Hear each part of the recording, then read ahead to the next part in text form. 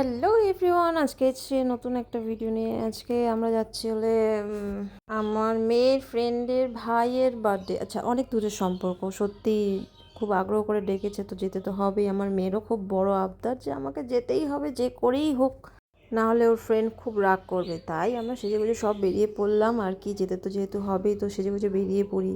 ফ্রেন্ডের birthday gift না নিলে হয়, তো গিফটও নেওয়া হয়ে গেল। তারপর মেয়ে দেখলো হোলি হোলি খেলবে, বাবা রে হোলি খেলতে হবে, তো হোলির কিছু জিনিস কিনলো, কি কি কিনলো কে জানে। যাই হোক, তারপর পৌঁছে গেলাম বার্থডেতে।